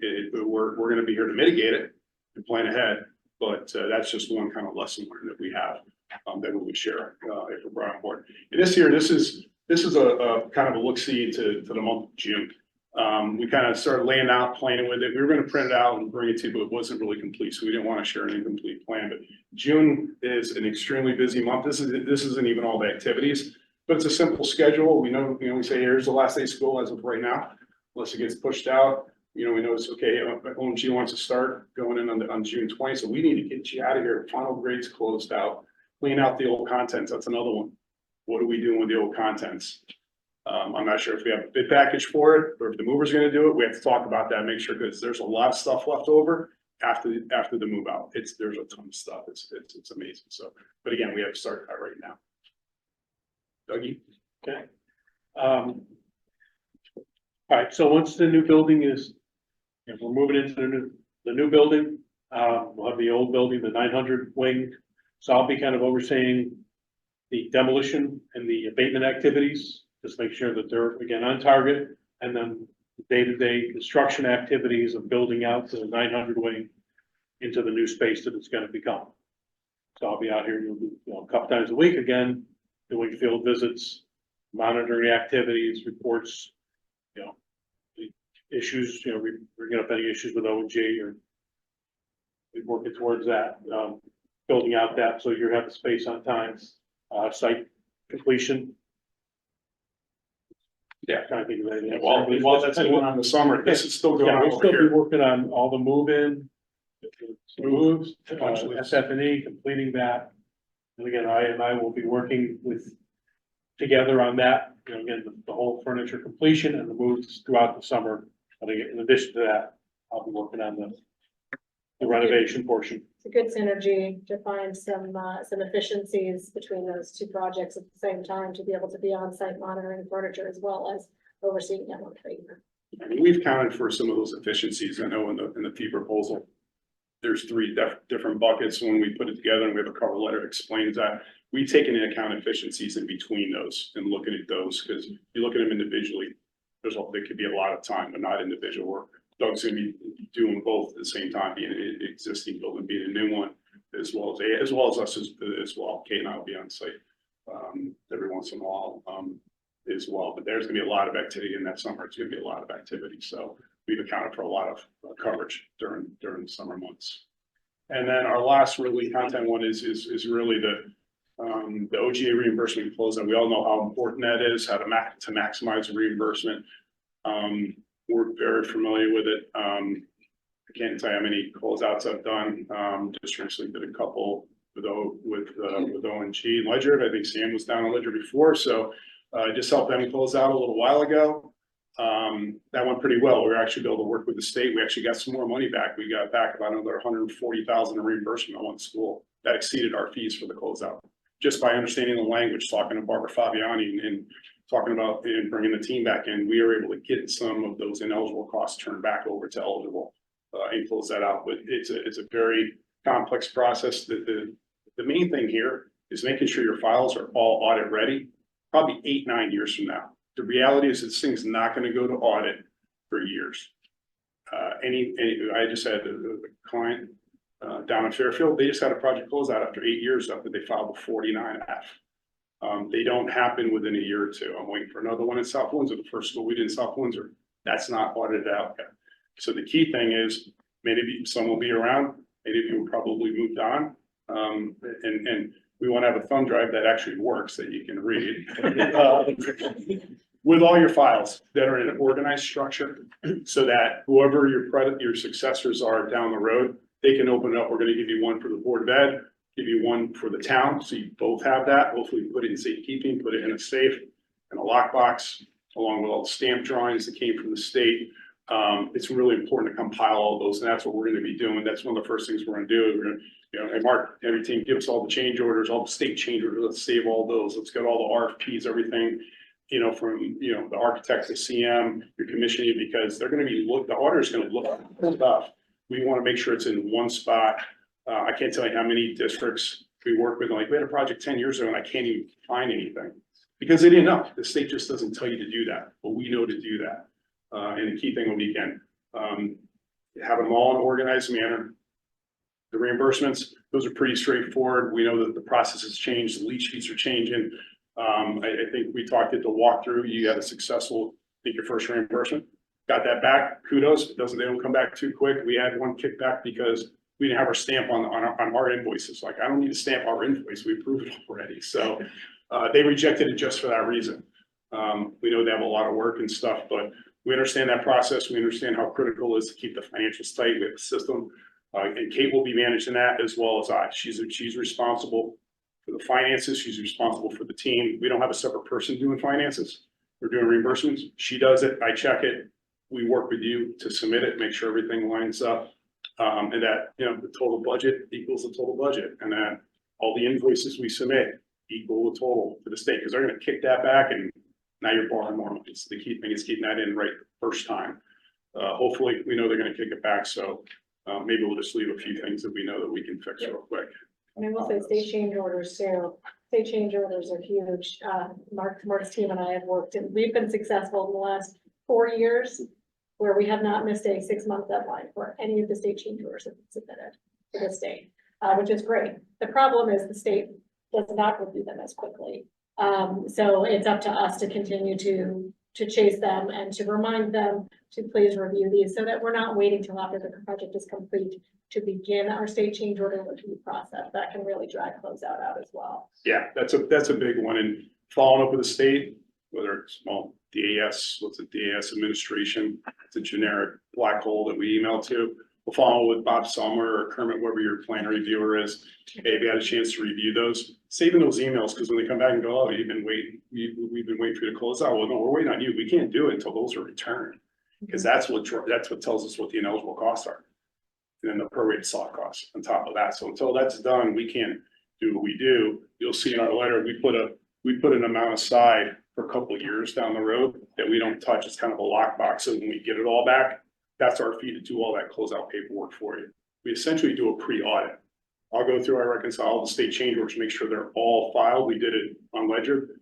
If they all been filed, we have a spreadsheet. We just go through, make sure they've all been filed. If not, we file them. They're probably ineligible by that time, but at least we file them. Make sure all in scope, all the contingency, CM contingency more than anything is all been reconciled. I know, OMG is on top of that, but we do a pre-audit. We want to make sure it's in good, as much as we can, it's in good hands. So when the auditors get it, hopefully it makes sense, and we'll review that with you too. So, but very important process, a lot of parts and pieces to it. In closing, we appreciate the opportunity. We're excited at this opportunity. We know there's a lot of work. We feel we're really qualified to do this and to shepherd this process. We're ready to jump in with both feet. If we're lucky enough to be awarded, we'd love to come back to Farmington and help you close it out. So with that, pass through questions. Okay. All right, first question for you. What are your considerations when evaluating change orders? Can you give an example of when you challenged a change order and what was the outcome? I'm gonna take that one if you don't mind. I'm gonna take that one. We just did one. We did one in South Windsor. Well, first thing is it a legit change order? We expected. Mark's team is reviewing to make sure, in fact, it's not owned by the contract documents. I tell my team, it better be, in fact, a change order that we don't own in the documents already. Too many, we've seen where some get passed through. We've done ourselves, and nobody's perfect. We want to make sure first that it is, in fact, a change order. And that either it's in scope or out of scope, and whether it goes with CM contingency. Number two is Doug's going to be reviewing those dollars, making sure, the labor costs are reasonable. Again, we want to be fair and reasonable. We're not trying to, we want to get it as cheap as we can, but there's got to be a fair cost. Being firm and fair, checking to make sure all the material prices are there, make sure all the backups there, because when it goes to the state, if the backup's not there, and sometimes we get in a rush, they're going to deem it ineligible for that. So there has to be sufficient detail. But that's the process we're going to go through before we would recommend to you, at least on an out-of-scope change order for approval. We looked at one recently. It was a legitimate one. A change order came in. The contractor gave us a price to install, I think it's like 700 linear feet of curbing, bituminous curbing. That should only be a couple $1,000. They gave us a cost of $60,000. And I'm like, well, why is it? It's a lump sum. I go, wait a minute, it's bituminous curb. It should be easy. Being a civil engineer, I know what the standard detail is that they use, called the DOT, the rep, because it's a state road, and say, are you looking for the specific detail? They were hogging out 18 inches and doing all this reinforcing. He goes, no, we want the standard detail, tack coat it, put it to keep the soil back. We saved $60,000 just by doing that. It took probably 2 hours, but it's the knowledge, it's just having knowing what to look for, knowing when to push back, and then sometimes they're going to be fair. as well. But, you know, again, looking in the documents, look what's in the contract. What do we owe? What do we own? What do we don't own? So I think that's an important part for change orders. I got the next question. Can you please elaborate on your process for closeout and punch list? In your experience, what makes for a smooth closeout and punch list completion? Sure. So, closeout begins before the project is. So I will say that our closeout process starts early. We're getting as-built drawings with every payment application, right? We're not waiting until the end to request as-built and O&Ms. As the scope of work is complete, we're getting all of those closeout documentation early. Punch list starts early. Punch list starts with field reports. It starts with the architect's field reports. It starts with O&G's weekly reports, where we're going through and identifying issues well ahead of time. When we do get to the point where we're ready for punch list, O&G completes their punch list first, along with the architect. And then we would go through with the owner and create our own punch list as well, and turn directly into Apex, which is the system that O&G uses. And then we track the completion of those punch list items as we've been tracking the completion of the open field report items, early punch list items. So we're hoping to get as many out ahead of time while we've got a full crew size on board. And then again, we've got a really critical time period before school starts to knock out as much as that punch list as possible, which is why we're willing to be such good partners when we're moving furniture and boxes in, because we want to get have as few trades in the building as possible once school opens.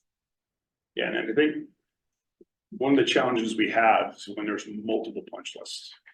That's aggravating for the contract, it's aggravating for everybody, the architect, the owner. Sam will walk through with you or your designee through. We want to walk through and get your list and make sure it's on their list. So there's not an owner list.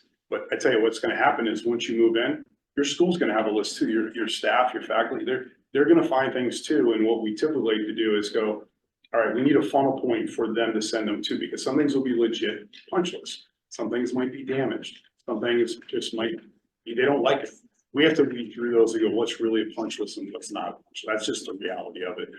They're gonna be in a brand new beautiful building. You think, okay, you know, they're happy with it, but they have expectations and certain things they're gonna want. So, you know, for the first 3 or 4 months, we like to say, hey, let's have a funnel point, whether it's the principal or other designee, to like maybe on a Google Share Doc, to put all those on, and then maybe like on a monthly basis, let's go through and identify, is it a contractor punch list? Is it a maintenance item? Was it damaged?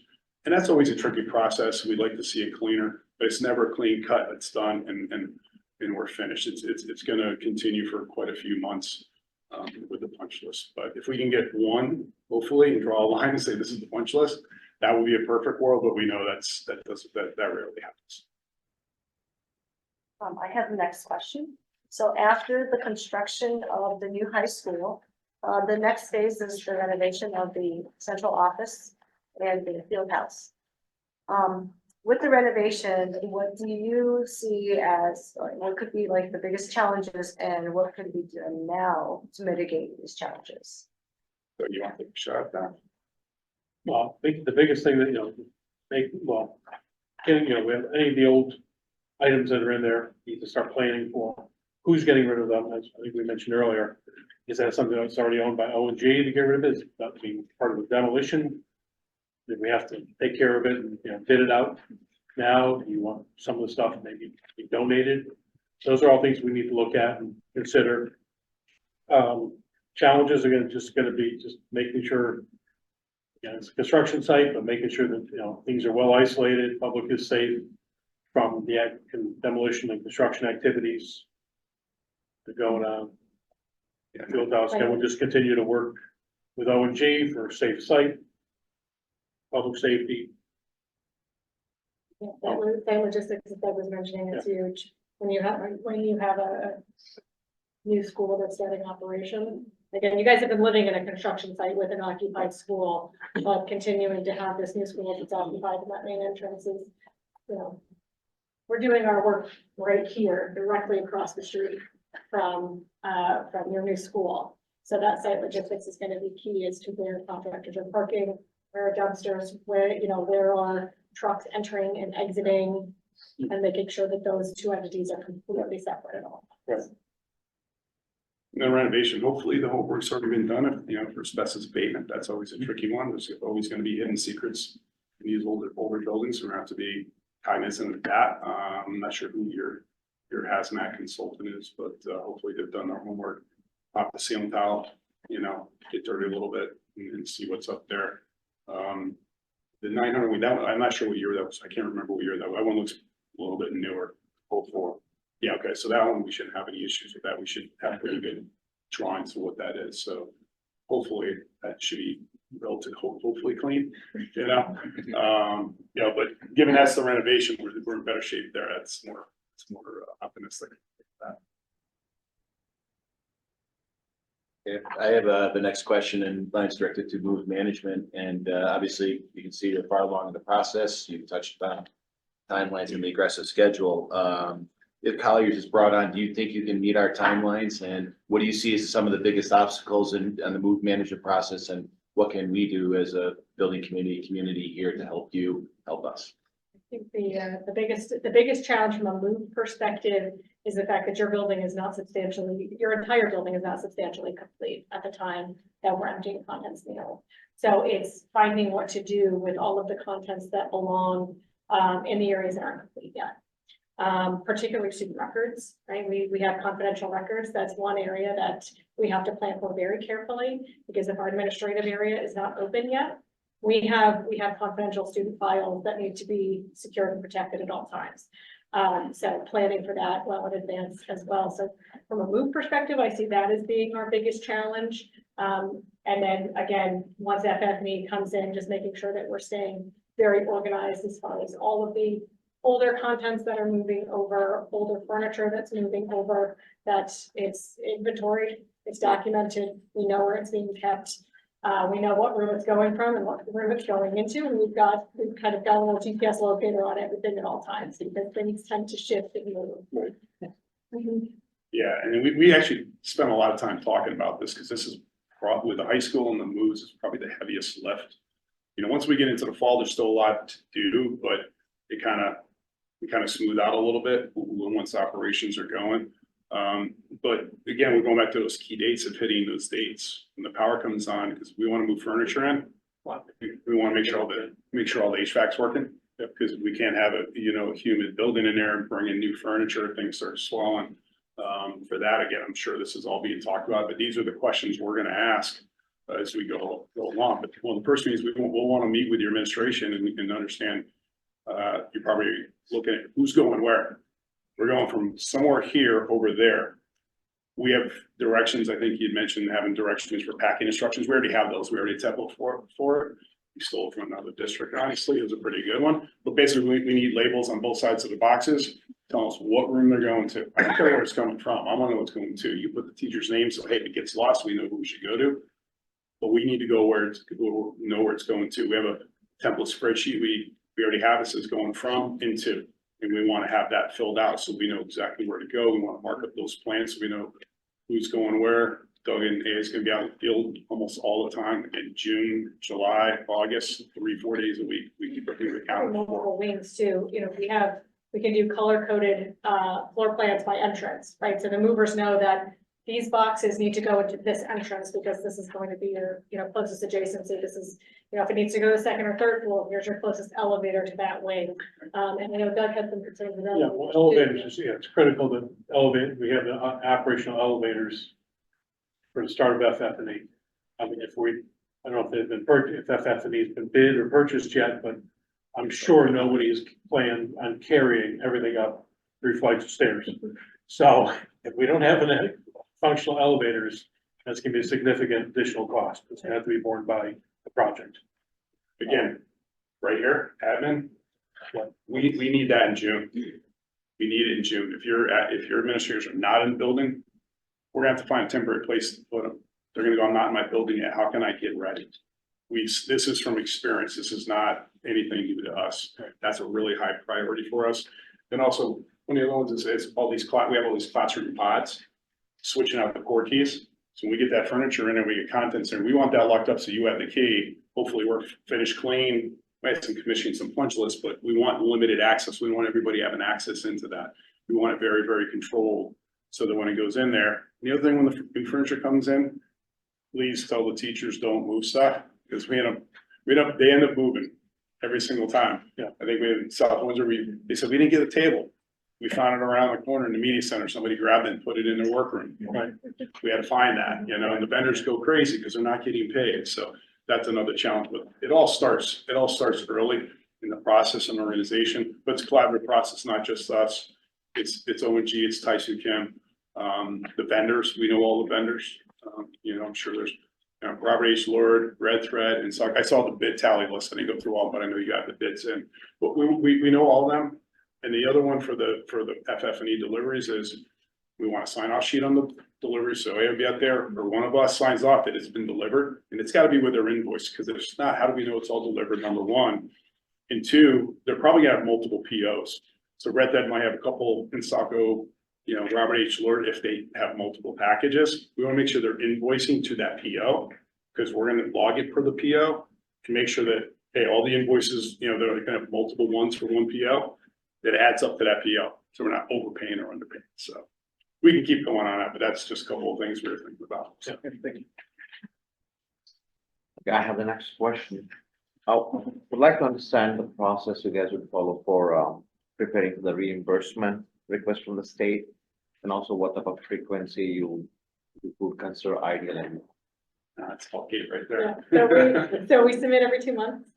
And our process is, as soon as we get our final approvals, I think whether it's finance subcommittee or your building committee that approves invoices, as soon as we get those approvals, we get a request of the general ledger so that we can reconcile our financials. That is a requirement of the state now. Proof of payment is a requirement now. They will kick back anything without proof of payment. So we request a copy of the general ledger. We reconcile all of our payments, and then we, again, as we stay audit ready, all of our invoicing is very well organized. So we're able to organize by each division, whether it's the architect or construction or soft costs. We have all of it very well organized and detailed and ready to submit. We work directly with the superintendent's office to get that document submitted. And one of the key things, lessons learned, is we're not going to prepare the next one until you tell us it's been paid and received. Yeah. And we get the printout, because we prepared one assuming it was maybe 3 months after. They never paid, it got kicked back.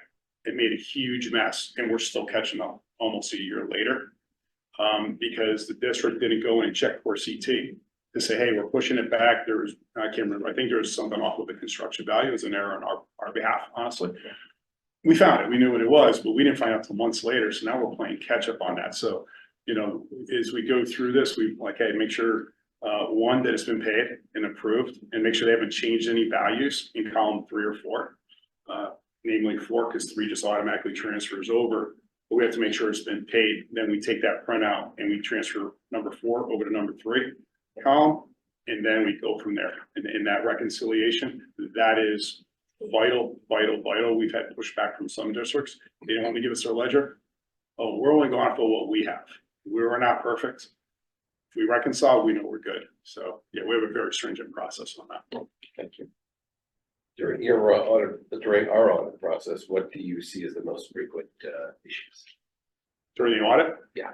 So the big challenge we talked about was the state change orders. We're gonna finish the project up. We're gonna do the commissioning. We're gonna do the closeout, do the final payment. ONG will be done. They'll be off-site. You'll be happily in your new school. Hopefully all the commission items closed out. We'll be waiting for the state change order review at that point.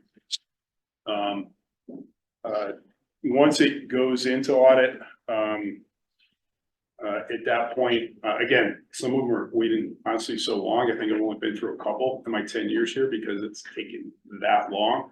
A lot of it we see is just ineligible costs, soft costs. They don't see a legal advertisement for the architect's RFP or the CM's RFP or the owner's rep RFP. That's when it's weird. Do you think they need an advertisement for it? Yeah, they've kicked back on that. We got to watch the soft costs on FF&E. If you're, and I haven't looked through the whole FF&E package we've downloaded, but if there's any small wares, laptops, stuff like that, that's ineligible. We gotta make sure we just like, if something's ineligible, just identify it as ineligible. That's the key thing, not trying to sneak it through, because I used to work for the state of Connecticut, and I know if you make their life easier, they'll make your life easier. If you try to sneak it through, they're gonna go look for everything, and they're gonna bear down, they're gonna really sink their teeth in for it. But yeah, some of those is making sure, again, we're audit ready. I was telling you, having that thumb drive, having all the files so that they can find them easily in an organized manner. We probably have 50 line items in our budget thing. What we're gonna do is ask you for all your invoices. We're gonna file them, have a nice filing structure by date. So that you can easily find those. It's gonna be our financial system, and hopefully you can find those readily. That's a lot of it, is those, making sure all the addendum are there, all the approvals from the grant commitment letter to all your PCR letters, to your approval to bids. They lose this stuff all the time. We have organized files that we put, they'll have, PCR1, you're gonna have the FF&E, you have the technology, you don't have playgrounds here, but just having the files in there, I think, is the biggest hurdle. If you have that in place, you can always recreate it if you made an error. So yeah, a lot of lessons learned with this stuff. Thank you. Okay, one last question before we kind of open it up to the committee for anything else. Is there anything else you would like to add to your responses? Why do you believe you're the best firm for owner's representative and youth management services? Well, I think for add on to that, I think we've kind of killed those questions pretty good. As you can tell, we're very passionate what we do. We love what we do. We have a lot of lessons learned. We go back and forth. Sometimes we don't find too much, frankly speaking. So I don't think we have anything much to add there. Why we're the best firm? Listen, we know we're up against Arcadis, are a good firm. We respect them and what they do. But this team, we do this all the time. We live and breathe K-12 projects. I've been doing it for the last 10 years. My goal 10 years ago coming here is to be the specialist for Colliers. That's what I've become. I've evolved with it, just like, Mark's been here for a long time. Tyson Kim's been a long time. Kate's evolved. She's becoming an expert in it. I hound her all the time. That reimbursement process you heard, she's been through it. She's been through the ringer before. We've been through the move management process, not only in the public sector. Kate's doing it better gun with ONG. She did it at Miss Porter's. We've done like the move and the closeout. We've done this so many times. Lessons learned. We're still continuing to learn. Frankly, there's always something new that pops up on every single project. But having that foresight, I think we know the questions to ask up front, and we're going to ask those of the team. But also as an owner's rep, I mentioned before, we lead. We're not going to be sitting on the sidelines, being silent, just passing things through. Oh, it looks good. We are a participant in your building committee. If we're not leading the committee, that meeting with you, then I don't think we're doing our job. We're not coming and being proactive, and sometimes we may bring up subjects that are unpleasant to talk about or situations unpleasant. Well, guess what? If it's in the best interest of the project, we're bringing it up. Whether the owner doesn't like it or the architect doesn't like it, if it's in the best interest of your project and the end result, we're going to bring it up, and we're not afraid to do that. But we think we have a very qualified team. We know the process. We've also in our fees, we put the effort in. We know what it's going to take to get this done, and we've accounted for that. Unless something changes, we're not coming back at you saying we want the money for it. We put in a good solid fee to do a great job for you. And you're only seeing 4 people of our team. We have 120 people in our organization. We need more horsepower. We got more horsepower. We need to do it. We'll pull them in if necessary. But we really want to do this job. Frankly, we want to come back here. We were here years ago. And we want to come back and finish it for you. And we have a great track. I think we have a very good track record of our projects around the state. If you call our references, I think they'll do that as well. Just really want to do this job. We're really excited about this.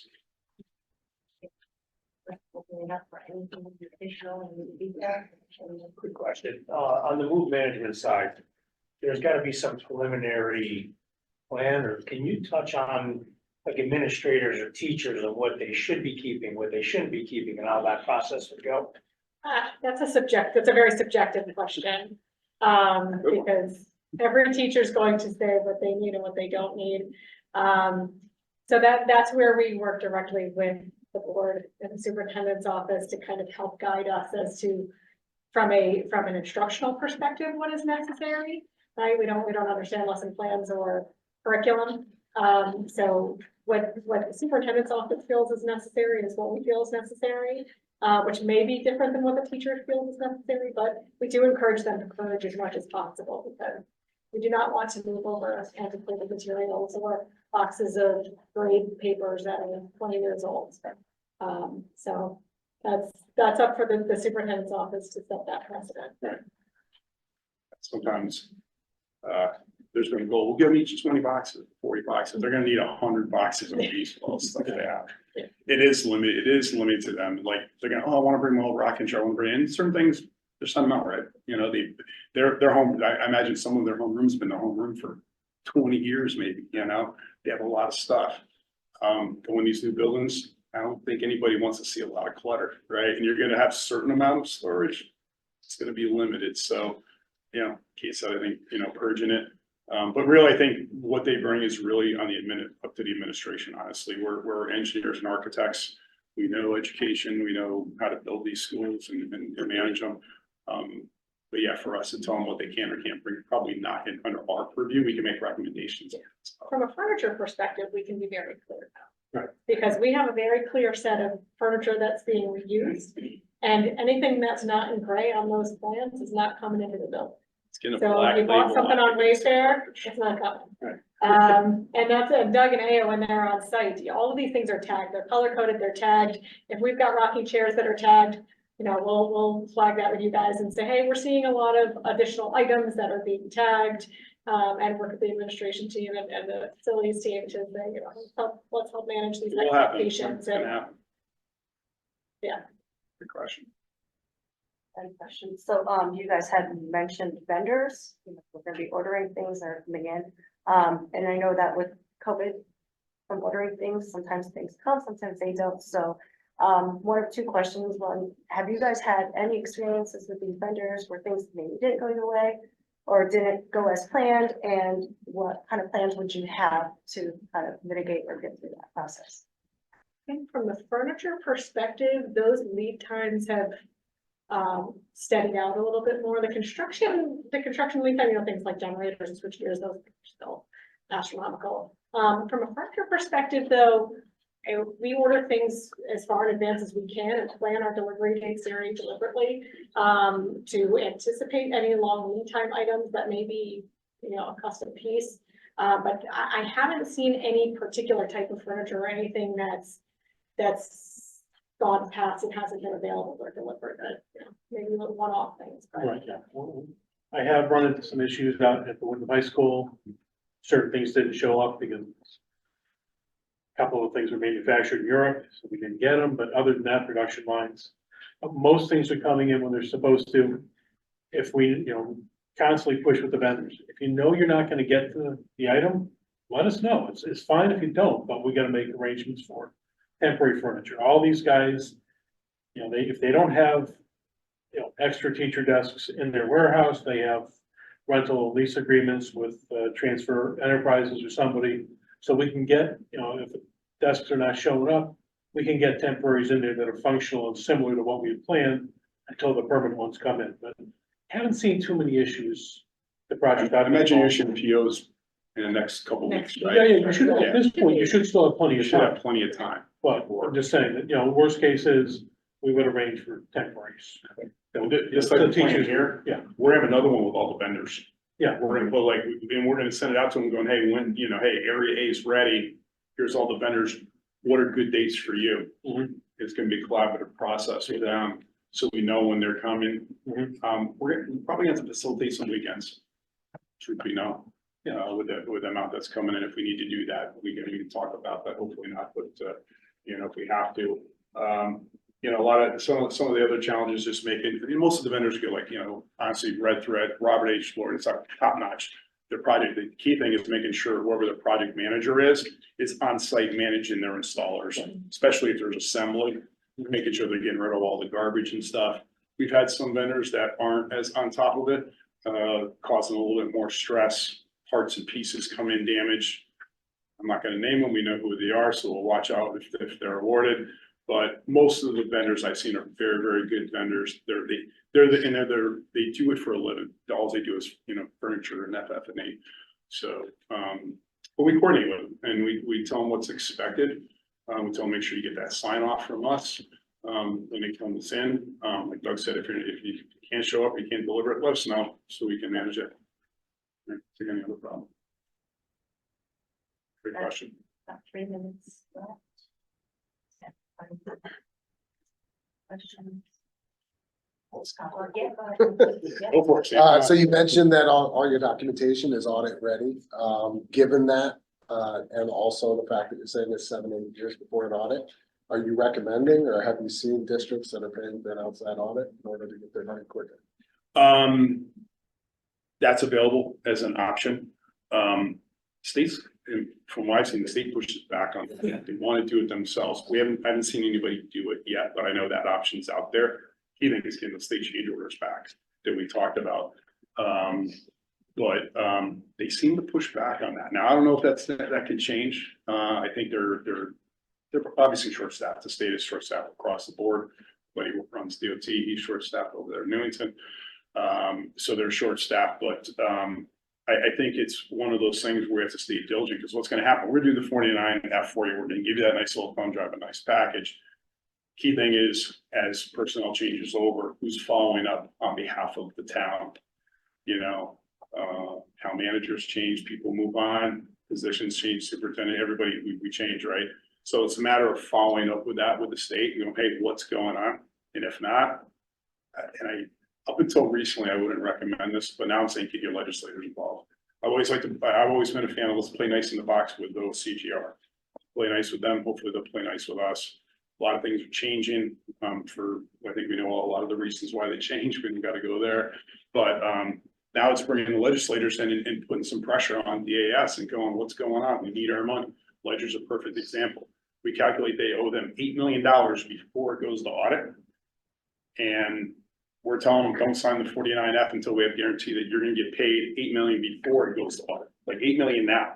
They've already bonded it and they're pushing back on us, and you know, we have everything closed out. We're like, well, can we have a meeting, discuss it?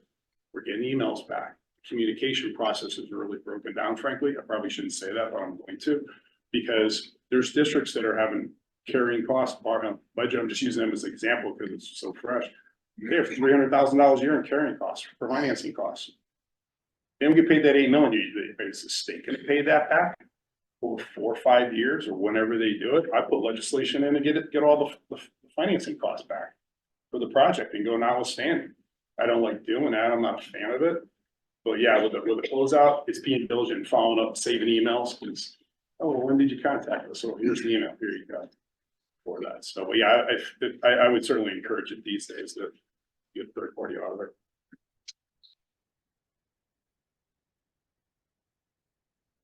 Yeah, that puts us right at 9. All right, well, thank you for the opportunity. This is great. We're really excited, and hopefully we can work with you, finish this job out. Thank you, appreciate that. Thank you. Thank Have a you. great night.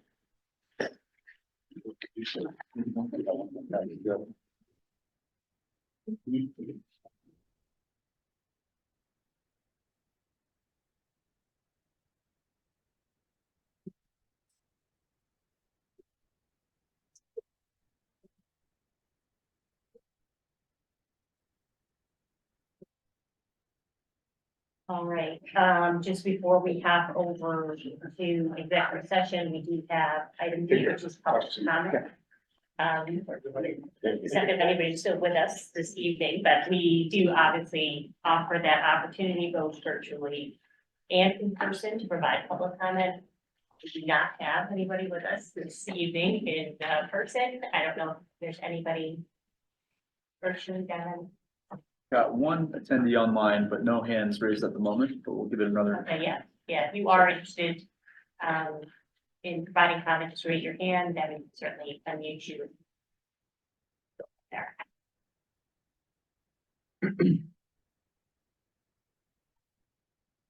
We're all set. Okay, all right, excellent, thank you. All right, so we'll move right on to item E, which is executive session. So could I have a motion to move to executive session for review and discussion of RFQ responses for owners representative of new banking services in accordance with Connecticut General Statute section 1-206 and 1-210B24. Motion? Second. All right, just a few notes, the attendance in the executive session shall be limited to voting and non-voting members of the Farmington High School Building Committee and our professional partners. Approval of the motion shall be by 2/3 of vote. Any other questions or discussion? All right, all in favor? Opposed? All right, do we need to do, before we move in?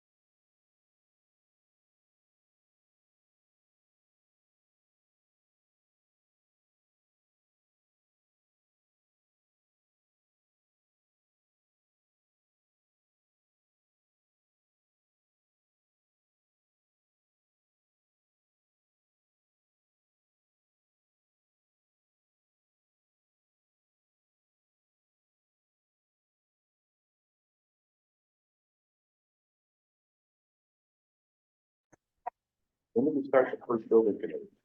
Yeah. Kathy, when did we start the first building committee? Oh my You know, who this is, but I just do these- For the- oh, okay. What Because year? it was 15, Oh, what? 16. What? Yeah. 2016. Yeah, 16, yeah, 2016. yeah. And like our very first, like the beginning was 2011.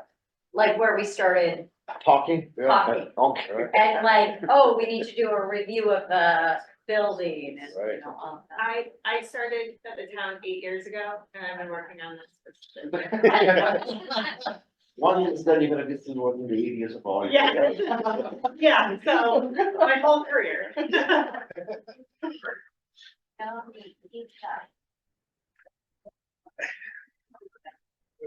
It's actually right where we need to wait over. Those are the data,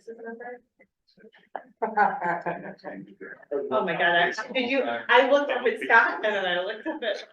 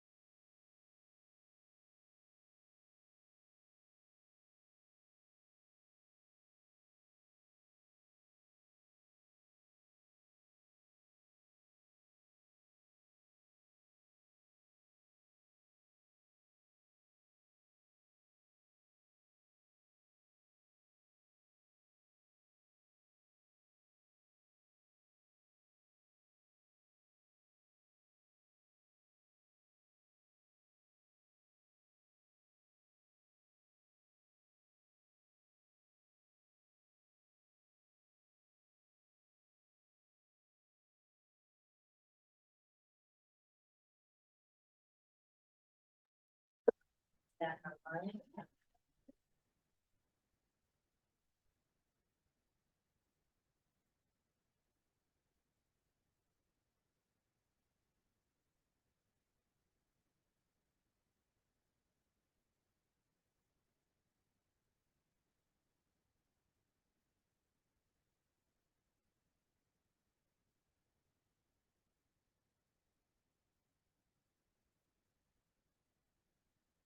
Are we gonna let them know today or?